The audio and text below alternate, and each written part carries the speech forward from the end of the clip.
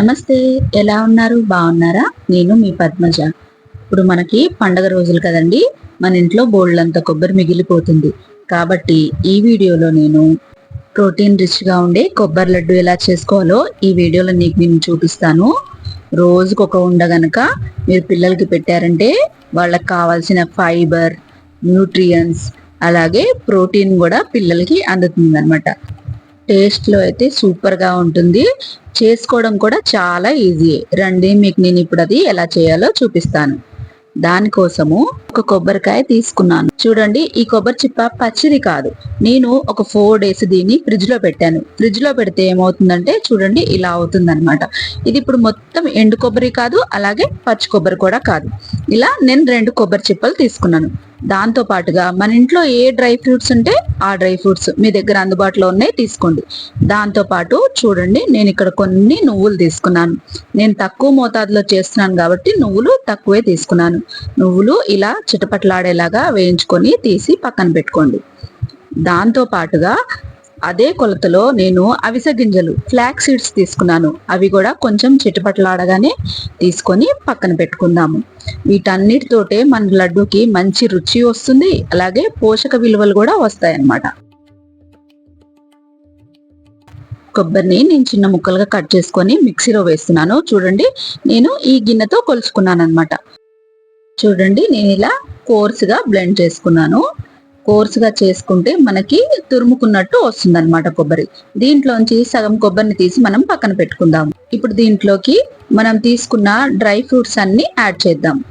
ముందుగా అవిసె గింజలు, నువ్వులు, అలాగే ఒక 10 పిస్తా పప్పు, ఒక 15 దాకా బాదం తీసుకున్నానండి, ఒక 15 దాకా జీడిపప్పులు తీసుకున్నాను, అలాగే కొన్ని ఎండు ద్రాక్ష, కొన్ని పంకిన్ సీడ్స్, కొన్ని వాటర్ మెలన్ సీడ్స్ తీసుకున్నాను. నేను మీ దగ్గర అందుబాటులో ఏవి ఉంటే అవి తీసుకోండి. ఇన్ని వేయాలని ఏం లేదు.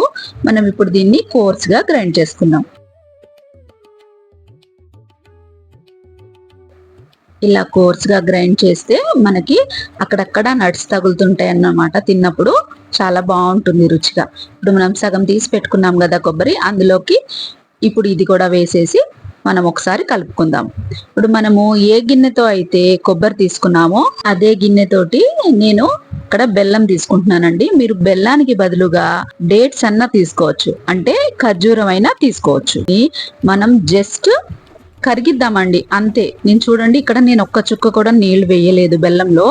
జస్ట్ ఆ బెల్లాన్ని వేడి చేసిన బాణలిలో వేసి జస్ట్ కరిగించాను అంతే. దీనికి ఎలాంటి పాకం కూడా రావాల్సిన అవసరం లేదండి. బెల్లం చూడండి ఇలా కరిగితే సరిపోతుంది. ఇప్పుడు మనం ఇందులోకి తీసి పెట్టుకున్న కొబ్బరి, డ్రై ఫ్రూట్స్ మిశ్రమాన్ని వేసేద్దాం.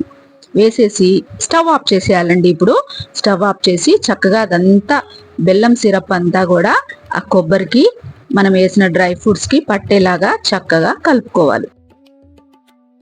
ఫాస్ట్గా కలుపుకోవాలండి. మనం బెల్లం పాకం పట్టలేదు కాబట్టి మళ్ళీ తొందరగానే అది డ్రై అయిపోతుంది.